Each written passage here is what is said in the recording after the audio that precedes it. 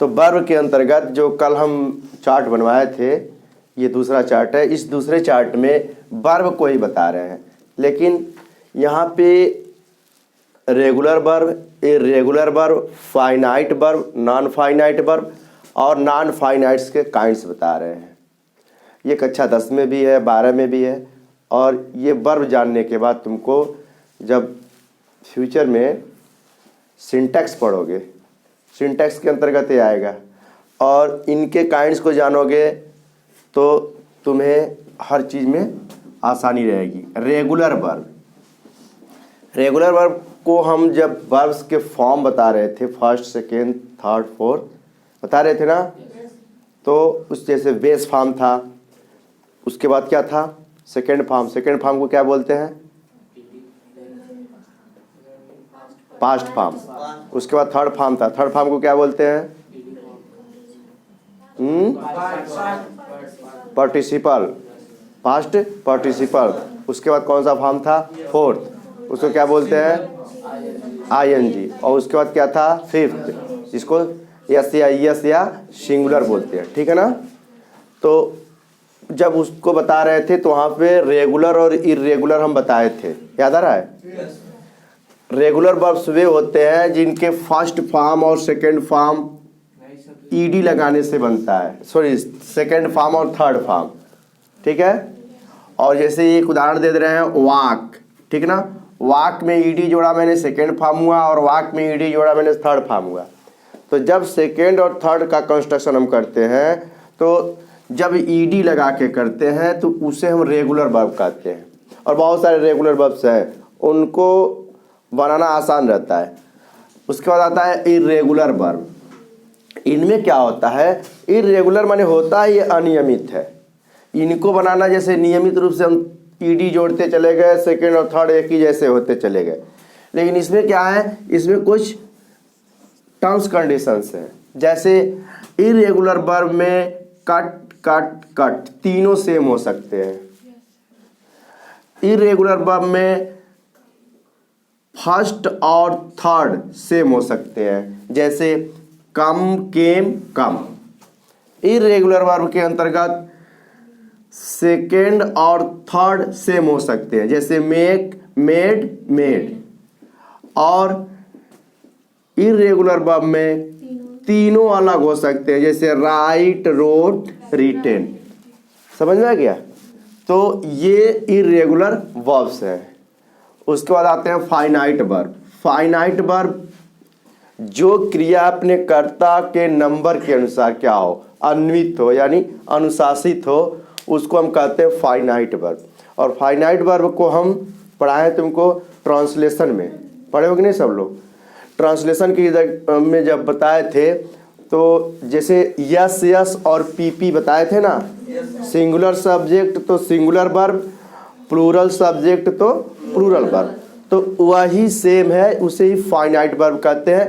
कर्ता यहाँ पे सिंगुलर है, अ बॉय, तो वर्ब को हमने सिंगुलर बनाया है। और वर्ब को हम सिंगुलर कैसे बनाते हैं? वर्ब अपने फर्स्ट फॉर्म में प्लूरल में रहता है, उसमें यस या ईएस लगा करके सिंगुलर बनाते हैं। तो यहाँ पे अ बॉय सिंगुलर है तो वर्ब भी सिंगुलर हो गया है, क्योंकि इसका बेस फॉर्म क्या है? प्ले है। हम क्या कर दिए हैं? प्लेज।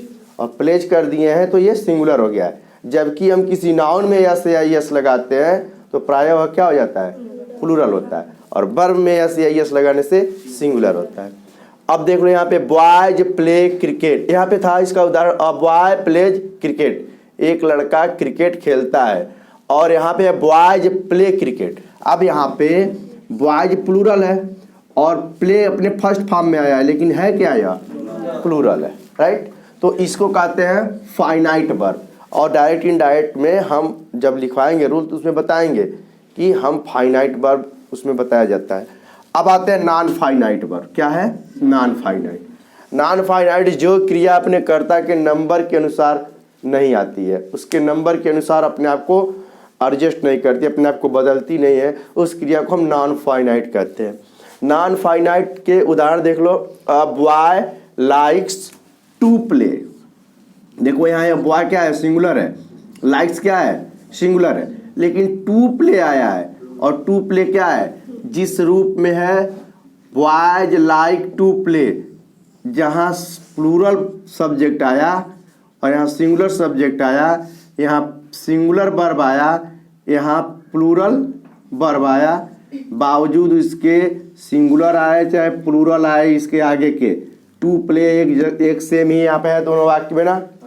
और यह टू प्ले क्या है? इन्फिनिटिव है। क्या है? इन्फिनिटिव है। तो इन्फिनिटिव नॉन फाइनाइट के अंतर्गत आते हैं इन्फिनिटिव, जिरंड और पार्टिसिपल, तीन आते हैं। ये कभी भी अपने कर्ता के अनुसार नहीं रहते हैं। ठीक है। इन्फिनिटिव आता है, इसमें दो होता है, इन्फिनिटिव, फुल इन्फिनिटिव और बेयर इन्फिनिटिव। फुल इन्फिनिटिव और बेयर इन्फिनिटिव। तो जो फुल इन्फिनिटिव होता है टू प्लस वर्ब के फर्स्ट फॉर्म, यानी वर्ब के फर्स्ट फॉर्म के पहले टू लगाने से उसका कंस्ट्रक्शन होता है।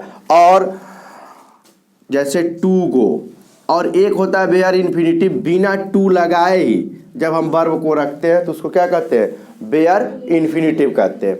अब देखो ये इसके यूजेज हैं, वैसे तो इनके बहुत सारे यूज हैं, कम से कम 10 प्रकार से हम इन्फिनिटिव का यूज करते हैं।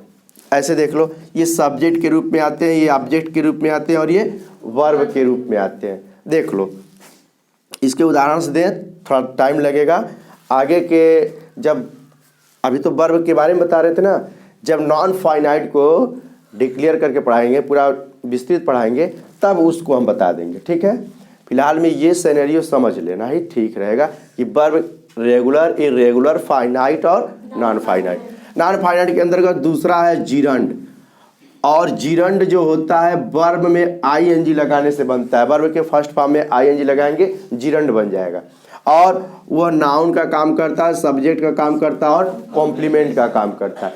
अब देखो, वर्ब का आईएनजी फॉर्म नाउन का काम कर रहा है, जबकि गो से गोइंग बना वो वर्ब होता है, लेकिन वही गोइंग नाउन हो जाएगा, वही गोइंग सब्जेक्ट हो जाएगा और वही गोइंग क्या हो जाएगा? कॉम्प्लीमेंट हो जाएगा। तो देख लो, जैसे singing, singing is her hobby, यहाँ पे इज क्रिया है और सिंगिंग क्या है? नाउन है, सब्जेक्ट के रूप में आया है, और है क्या आया? जिरंड। देख लिए, सिंगिंग इज हर हॉबी, गाना उसका हॉबी माने क्या है? आदत या उसका शौक, शौक कहते हैं। ठीक है ना।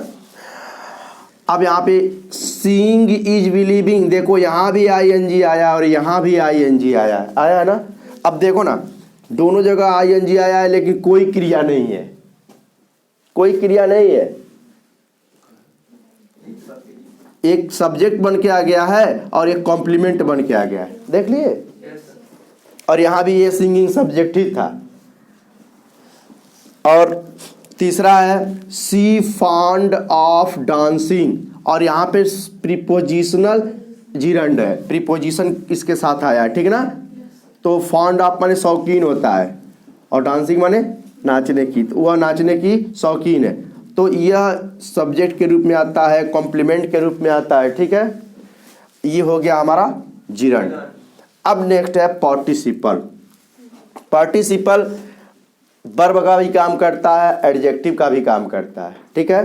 पार्टिसिपल मेनली 3 हम बता दे रहे हैं तुमको, आगे इसके थोड़े और एक्सपेंडेड रूप बताए जाएंगे जब इसके चैप्टर को हम पढ़ेंगे। प्रेजेंट पार्टिसिपल, प्रेजेंट पार्टिसिपल का निर्माण होता है इन्फिनिटिव प्लस आईएनजी से। अब इन्फिनिटिव का मतलब समझ लिया करो कि वर्ब का फर्स्ट फॉर्म। अब वह 2 प्रकार का होता है, बताए हैं, एक फुल इन्फिनिटिव होता है, एक वेयर इन्फिनिटिव होता है। फुल इन्फिनिटिव के पहले टू लगा रहता है और वेयर इन्फिनिटिव के पहले टू नहीं लगा रहता है। देख लो यहाँ पे गो के पहले टू नहीं लगा है, ये इन्फिनिटिव है, लेकिन कौन सा इन्फिनिटिव है? वेयर इन्फिनिटिव, वेयर इन्फिनिटिव है, और इसमें आईएनजी लग गया। क्या हो गया? आईएनजी लग गया, तो यह क्या हो गया? प्रेजेंट पार्टिसिपल हो गया। क्या हो गया? और परफेक्ट पार्टिसिपल होता है, वो क्या होता है? हैविंग प्लस पास्ट पार्टिसिपल, यानी हैविंग लगा करके और पास्ट पार्टिसिपल को रखेंगे तो क्या हो जाएगा? Perfect participle. और जैसे हैविंग गॉन, ऐसे ही पास्ट पार्टिसिपल आता है, और पास्ट पार्टिसिपल होता है इन्फिनिटिव में hyphen D oblique ED oblique T oblique EN oblique N, ये सब जोड़ करके हम बनाते हैं। और पास्ट पार्टिसिपल का मतलब वर्ब का सेकेंड फॉर्म। तो जैसे अराइव में डी जोड़ दिया, अराइव्ड हो गया कि नहीं। और ये कॉन्टिन्यूअस बनाने के लिए प्रयोग होते हैं, एडजेक्टिव बनाने के लिए प्रयोग होते हैं। तो ये था तुम्हारा वर्ब के कल के जो चार्ट बनवाए थे उसमें क्या क्या था, ट्रांजिटिव, इंट्रांजिटिव, ठीक है। और ट्रांजिटिव के कई रूप थे, 3 रूप थे ना, एक हाँ विथ ऑब्जेक्ट, और एक डबल ऑब्जेक्ट, और एक ऑब्जेक्ट कॉम्प्लीमेंट। तो वो चार्ट को देख लेना एक बार, उसको पढ़ लेना, समझ लेना, और हो सके तो वीडियो पे ध्यान देना तो और समझ में आ जाएगा।